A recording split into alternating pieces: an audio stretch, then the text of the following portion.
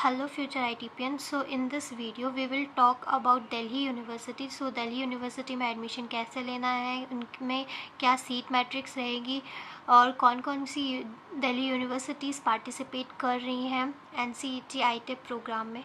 सो सबसे पहले जो इनका बुलेटिन निकला है इसमें हम देखना स्टार्ट करते हैं. तो सबसे पहले मिनिमम एलिजिबिलिटी. तो मिनिमम एलिजिबिलिटी क्या है आईटेप प्रोग्राम के लिए? तो एलिजिबिलिटी क्राइटेरिया है एडमिशन के लिए, आईटेप प्रोग्राम में एडमिशन के लिए. यहाँ पे आपको मतलब 50 एटलीस्ट 50% मार्क्स आपके आने चाहिए सीनियर सेकेंडरी और +2 एग्ज़ामिनेशन में. आपके पास सीनियर से मतलब जो भी आपका 12th का एग्ज़ाम होगा उसमें 50% तो आने ही चाहिए एटलीस्ट.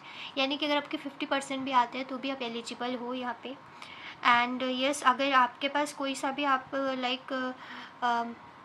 कह सकते हो, अगर आपके पास कोई सा आपको रिज़र्वेशन लेना है तो रिज़र्वेशन लेना है तो उसके लिए आपको इसका सर्टिफिकेट होना चाहिए उस चीज़ का. जैसे अगर आपको रिज़र्वेशन लेना है कास्ट का तो कास्ट सर्टिफिकेट होना चाहिए. अगर आपको रिज़र्वेशन लेना है आपके एनसीसी वगैरह प्रोग्राम किसी भी चीज़ के लिए, अगर आपने एनसीसी का सर्टिफिकेट है आपके पास तो आपको अगर उसका भी लेना है तो आपके पास उसका सर्टिफिकेट होना चाहिए. इसके बाद to apply the ITEP programme at the University of Delhi the candidate must have appeared in the NCET 2025 conducted by NTA. अगर आप भाई दिल्ली यूनिवर्सिटी में जाना चाहते हो तो आप NCET मतलब अगर आईटेप प्रोग्राम करना चाहते हो तो आपको NCET आईटेप 2025 का एग्ज़ाम जो कि आपने दिया ही होगा तो वो एग्ज़ाम कंपलसरी है. उसकी आपको जो भी उसमें रिज़ल्ट वगैरह आएगी तो उसकी मार्कशीट वगैरह लगेगी. ठीक है. इसके बाद हम देखते हैं और चीज़ें. तो इसमें जनरल इन्फॉर्मेशन दी हुई है तो ये सब तो ठीक है. यस, आपको अप्लाई करने के लिए कितना फ़ीस लगेगा? आपको 250 रुपीज़ लगेगा. अगर आप अनरिजर्व्ड हो, OBC हो या फिर EWS में आते हो तो आपको 250 लगेगा. और अगर SC ST PWBD में आते हो तो आप 100 रुपीज़ लगेगा. और ये नॉन रिफंडेबल फ़ीस है तो ये आपको कभी भी वापस नहीं मिलेगी. ठीक है. एंड इसके अलावा हम एडमिशन प्रोसेस कैसा होगा, तो सबसे पहले हमें रजिस्ट्रेशन करना पड़ेगा. तो रजिस्ट्रेशन यानी कि हमें आईटेप प्रोग्राम अगर हमें यहाँ पे यूनिवर्सिटी ऑफ दिल्ली UOD यहाँ पे अगर आपको सबसे पहले रजिस्ट्रेशन करना पड़ेगा. रजिस्ट्रेशन में सबसे पहले आपको ये रिक्वायर्ड होगा NCET 2025 का एप्लीकेशन नंबर, जो भी आपका एप्लीकेशन नंबर होगा, और फिर एप्लीकेंट का नेम यानी कि जो भी एप्लीकेंट का नेम होगा जिसने भी मतलब जैसे अगर आपने एग्ज़ाम दिया तो आपका नेम, और जैसा NCET 2025 के एग्ज़ाम में उसी ने अपीयर किया होना चाहिए. ठीक है. एंड इसके बाद है डेट ऑफ बर्थ आपकी DOB लगेगी. Before starting the registration process at itep.uod.ac.in यहाँ पे आपको करना पड़ेगा registration. Candidates are advised to scan and keep a copy of all the required documents. ठीक है. आपको रिक्वायर्ड डॉक्यूमेंट्स इसमें और लिखे होंगे आगे डॉक्यूमेंट्स, वो भी मैं आपको बता दूंगी, वो ज़रूरत पड़ेगी उसकी, तभी आप उन सबको आपके पास रखना पड़ेगा. उनकी स्कैन या फिर कॉपी आपके पास रखनी होनी चाहिए. इसके बाद है पर्सनल सेक्शन. तो इसमें आपको parents name, category, email ID, mobile number, bank account details, ये सारी चीज़ें जो है ना वो चेंज नहीं हो सकती हैं. ठीक है. इसके अलावा हम और देखते हैं एकेडमिक सेक्शन. तो यहाँ पे क्लास 10th एंड 12th की मार्कशीट लगती है. ठीक है. और उसके मार्क्स भी यहाँ पे आपको एंटर करने पड़ते हैं जब आप रजिस्ट्रेशन करोगे तो. ओके.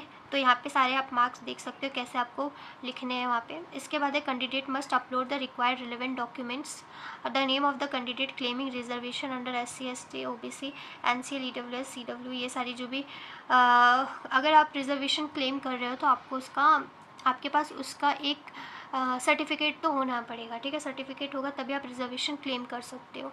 इसके बाद है प्रीव्यू.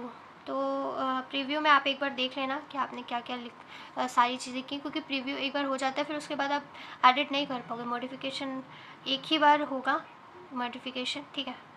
फिर है submission. Once the submission form has been filled and the documents are uploaded the candidate must submit the form by paying the. हाँ, जब आपने सारी चीज़ें भर दी तो आपको फ़ीस पे करके रजिस्ट्रेशन कर देना है.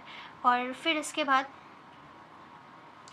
प्रेफरेंस भी प्रोवाइड करना है. कैंडिडेट को एक चीज़ सेलेक्ट करनी पड़ेगी अपनी चॉइस से, जैसे कि BA मतलब आपके सब्जेक्ट्स टाइप में चूज़ करने पड़ेंगे, अपनी प्रेफरेंस देनी पड़ेगी. जैसे कि कुछ लोग BA B.Ed करना चाहेंगे, वो एजुकेशन डिपार्टमेंट ऑफ एजुकेशन से करना चाहेंगे.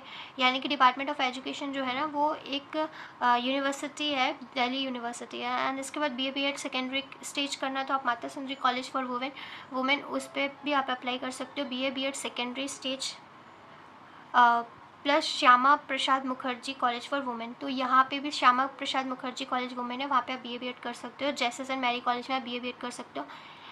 बट अगर आपके पास माता सुंदरी कॉलेज में आपको मतलब अगर कोई मिडिल स्टेज वाला करना चाहे तो वो माता सुंदरी कॉलेज को प्रेफर कर सकता है, ठीक है। एलोकेशन रूल्स ये हैं, एलोकेशन रूल्स में आ जाता है कि university of Delhi will consider the score obtain in NCET 2024-25 for the purpose of allocation. Highest preference will be provisionally allocated to candidate considering the following criteria. पहला है मेरिट, मेरिट में आना चाहिए, वो उसके जो भी कैटेगरीज होंगी वो देखी जाएंगी और सीट्स की अवेलेबिलिटी देखी जाएंगी, फिर उसको एलोकेट किया जाएगा, ठीक है। तो ये सारी चीज़ें हैं, सीट एलोकेशन हो जाएगा। अगर वो सारी चीज़ों में ना, जैसे जो आपको अगर सीट मिल रही है तो आपको अप्रूव करना पड़ेगा, यानी फ़ीस पे करनी पड़ेगी, तभी जाके आपका एडमिशन जो है ना वो सक्सेसफुल हो जाएगा। और फिर आपको फ़िज़िकल वेरिफिकेशन करवाने जाना पड़ेगा, ठीक है।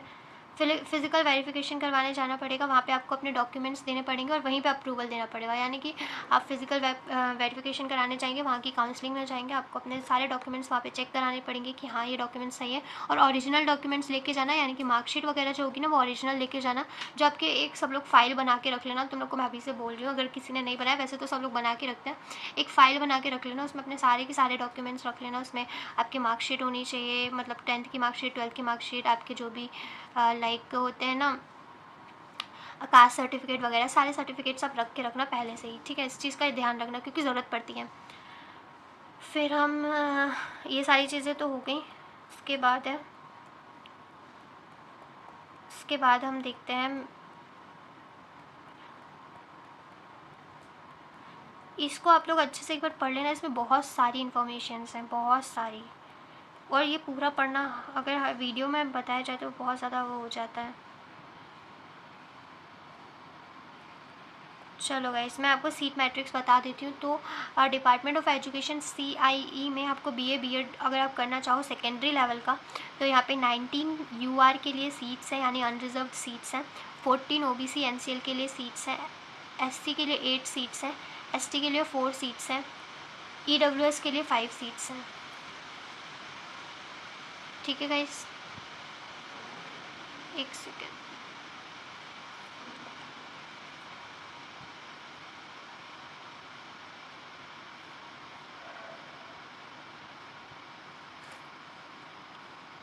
डिपार्टमेंट ऑफ एजुकेशन में BA-BEd सेकेंडरी में आपके पास UR में 19 सीट्स हैं, OBC में 14 सीट्स हैं, SC में 8 सीट्स हैं, ST में 4 सीट्स हैं, EWS में 5 सीट्स हैं।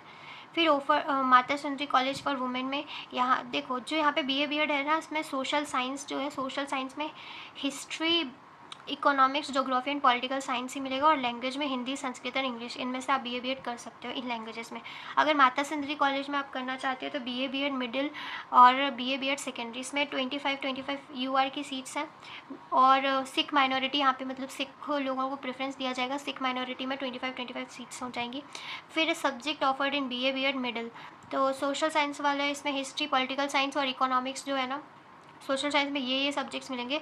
लैंग्वेज में हिंदी, पंजाबी एंड इंग्लिश, ये मिडिल वालों को मिलेगा, और सेकेंडरी वालों को सोशल साइंस में history, political science, economics and psychology, and language में हिंदी, पंजाबी एंड इंग्लिश मिल सकता है। फिर है offered by Shyama Prasad Mukherjee college for women, तो यहाँ पे BA-BEd सेकेंडरी लेवल में आपको 19 UR की सीट मिलेंगी, OBC NCL की 14 सीट्स हैं, SC की 8 सीट्स हैं, ST की 4 सीट्स हैं, EWS की 5 सीट्स हैं।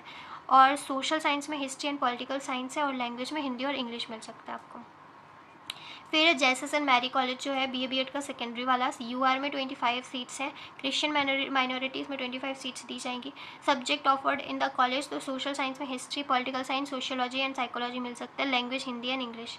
और एक चीज़ है गाइज जो कि सबसे ज़्यादा इंपॉर्टेंट चीज़ है कि सिर्फ फीमेल कैंडिडेट्स ही अप्लाई कर सकती हैं माता सुंदरी कॉलेज में और श्यामा प्रसाद कॉलेज में और जैसे सेंट मैरी कॉलेज में, यानी कि मेल कहाँ पे, मेल कैंडिडेट कहाँ अप्लाई कर सकते हैं, मेल कैंडिडेट अप्लाई कर सकते हैं डिपार्टमेंट ऑफ एजुकेशन में, ठीक है। इसके अलावा हम देखते हैं लिस्ट ऑफ डॉक्यूमेंट रिक्वायर्ड, तो क्या क्या डॉक्यूमेंट्स की रिक्वायरमेंट होगी यहाँ पे। Candidate shall be required to upload copies of relevant certificates documents at the time of applying, तो क्लास 10th का सर्टिफिकेट लगेगा, name class 10 certificate in the name of candidate, उसी कैंडिडेट के नेम पे होना चाहिए, यानी कि यहाँ पे आपकी मार्कशीट लगेगी 10th की, फिर 12th की मार्कशीट लगेगी। और अगर आप ST SC OBC के हैं या फिर OBC नॉन क्रीमी लेयर के हैं, या फिर EWS सर्टिफिकेट, या फिर PWB डिसेबिलिटी, या फिर कोई सी भी आपको डिसेबिलिटी वगैरह है, तो उन सब का आपको लगेगा। आपको उन सब के लिए आपके वो क्या बोलते हैं सर्टिफिकेट लगेंगे, लाइक OBC NCL सर्टिफिकेट लगेगा अगर आप OBC के हैं। तो मतलब आपको अगर आप रिजर्वेशन चाहिए तो आपको उसका सर्टिफिकेट देना पड़ेगा। माइनॉरिटी के लिए भी आपको कुछ ना कुछ उसमें देना पड़ेगा, ठीक है। और इसके अलावा एक और चीज़ गाइस, वेट अ सेकेंड, जो भी लोग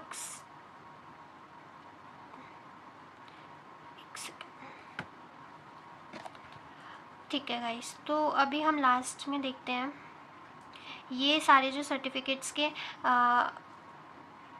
फॉर्मेट है वो लिखे हुए हैं, तो आप फॉर्मेट आप देख सकते हो। SC वालों को ऐसा फॉर्मेट में देना पड़ेगा। एंड इसके अलावा मतलब इसमें फॉर्मेट्स दिए हुए हैं, आपको सारे फॉर्मेट्स मिल जाएंगे, तो आप फॉर्मेट्स देख के आप फॉर्मेट देख सकते हो आपको किसका किसका कैसा है।